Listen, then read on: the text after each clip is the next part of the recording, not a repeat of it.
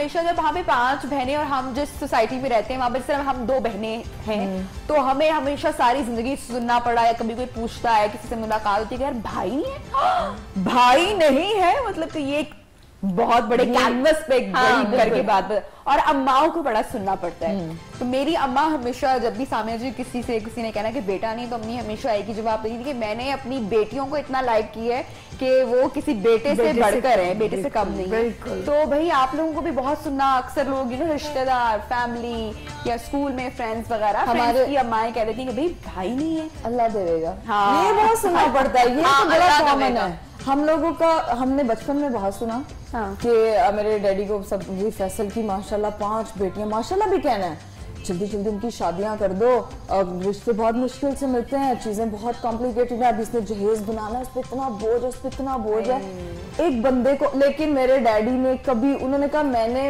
वही करना है जो मेरे बच्चे चाहेंगे।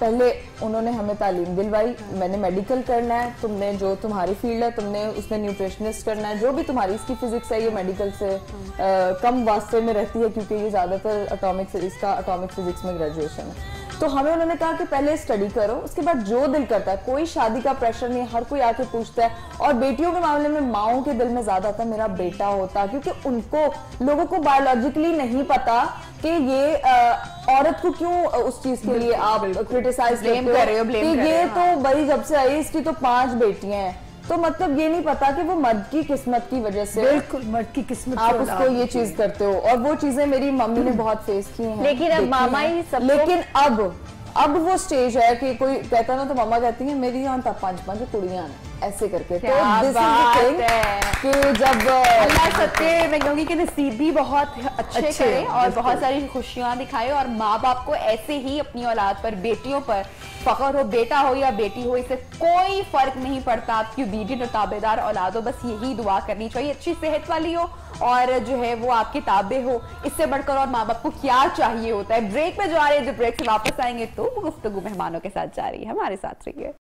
बस सारी बहनें इकट्ठी हुई। अच्छा सामिया जी, ये तो इनकी माशाल्लाह अभी की रौनक है ना, बिल्कुल। जब इनकी शादियां हो जाएंगी और जब ये रौनक के तब, और ये बड़ी बहन का काम होगा इकरा, तुम पे जिम्मेदारी होगी कि सबका बॉन्ड कायम रखना, तब और रौनक के लगेंगे। यही करती, अभी भी यही काम करती है। कभी लड़ाई हो जाए ना यार छोड़ो कोई बात नहीं, तो सबको जज्बाती कौन है वैसे ज्यादा? फातिमा शिद्दत जज्बाती, इतनी सी बात कर रोना शुरू हो गई। हाँ, इसको छोटी सी बात पे रोना आ जाता है, यानी कि वो रोतलू बच्चा तो नहीं है, कहूंगी ना 10 रुपए नहीं दिए रोना शुरू हो जाएगा। अच्छा फातिमा बता रही थी आपके कौन कौन से नाम है? अंडा नाम है और एग, सास है, फुफ्फो है नाम, और क्या है? अच्छा फुफ्फो की क्या हिकमत है? अच्छा हमारी फुफ्फो अच्छी है माशाल्लाह, दो मेरी फुफ्फो है, दोनों बहुत अच्छी हैं। लेकिन वो एक जो सोसाइटी में हमारी वो जो अच्छा हम कभी भी अगर अपनी वीडियोस में टारगेट करते हैं ना तो हम अपनी असल फुफ्फो को नहीं लेते, वो उनको तो हम कंसीडर ही नहीं, क्योंकि अच्छी फुफ्फो का लोग कहते हैं जमाना ही नहीं है। लेकिन हमारी माशाल्लाह फुफ्फो बहुत अच्छी है। लेकिन जो जमाने की फुफ्फो है ना, वो जो सब सास वाली, अब सास भी हर किसी की बुरी नहीं होती है, तो वो सास से जैसे कहते हैं ना स्लोगन बना हुआ है जी, ये सास फुफ्फो और ये चीजें, तो हम जो वो क्वालिटीज और वो जो चुगलियां और टॉन्ट और अच्छा जैसे बात बताओ कि ये कभी सोचते जब शादी होके ये एक एक करके चिड़ियां उड़ेंगी, ये कभी सोच के डिप्रेशन होते? यार ये बताएगी आपको मेरे साथ क्या हुआ? एक दफा ये दुबई गई तो बोलती मुझे बहुत मजा आएगा और मैं तुम लोग इधर ही रहो, मैं पिक्चर्स बनाऊंगी ये वो। पहले दिन वहां गई है, वीडियो कॉल किया और रो रही है, मुझे नहीं मजा आ रहा, मुझे घर जाना है। क्यों, क्या हुआ? क्या वहाँ पे मुझे आदत है भरे घर में रहने की, मैं तो बिल्कुल ही वो थी, और वो दुबई ऐसा लग रहा था मैं पता नहीं कहाँ हूँ, और अपना मुझे किसी पेरिस से कम नहीं लग रहा था उस वक्त। और यकीन करें मैं वहां पे गई हूँ, मैंने बहुत खुश जी, मेरा पहला कॉन्सर्ट परफॉर्म किया मैंने वहां, बसंत हुई वो परफॉर्म की मैंने, उसके लिए ही मैं गई थी और उसके लिए मैं इनको साथ नहीं ले जा सकती। यहाँ में एक बात पता आप लोगों की तुम्हारी जिम्मेदारी है, वॉइस में डिस्टॉर्शन आ रही है, अगर आप फोन थोड़ी देर के लिए साइड पे रखोगे तो आवाज सबकी जो है वो क्लियर जाएगी, अगर आप पीछे टेबल पे रख दोगे तो फोन, हाँ फोन साइलेंट पे, लेकिन डिस्टॉर्शन आ रही है मेरी जान, क्योंकि वो हमारे फोन सबके जो है उसका फाइनल पेपर, साथ साथ पेपर दे रही है इस वक्त, तो इसीलिए थोड़ी बात। अच्छा घर में कौन ऐसा बच्चा जो ना हो, मतलब बहनें सारी है भी, हाँ, तो वो रौनक, एक बच्चा रौनक होता है, एक रौनक होती है जो घर में एक नहीं है। तो अरे मैं तो बड़ी अच्छी मैं रौनक हूँ। आप ही मामा का भी दिल लगा के रखती है, गॉसिप्स बहुत करती है, तो मुझे लगता है इसके होने से ना रौनक होती है। किस गॉसिप किस तरह की होते हैं? खानदान की गॉसिप, खानदान की चुगली।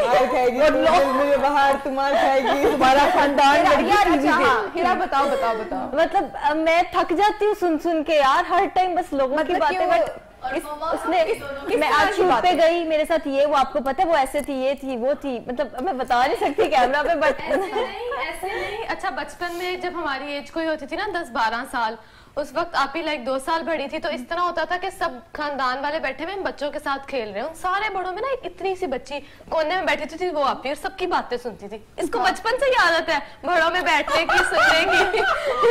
अरे हम कहते थे आप ही खेल लो, नहीं नहीं नहीं, बातें सुन रही है। अच्छा, मुझे मेरी बात सुने, मैंने उन बातों से बहुत सीखा है। वो चीजें मैंने देखा, फलानी बहन दूसरी को ऐसे ऐसे, मैं वो बहन हूँ, तुम लोगों को लगता है मैंने उन बातों से बहुत सीखा है। मैं वहां पे बैठ के उनको ऑब्जर्व करती थी। अच्छा, तो आप बचपन में सीख रहे होते हो, तो बड़ी बहन ऐसे ही नहीं होती है। तो इकरा वैसे सबसे ज्यादा रोब किस पे झाड़ा है?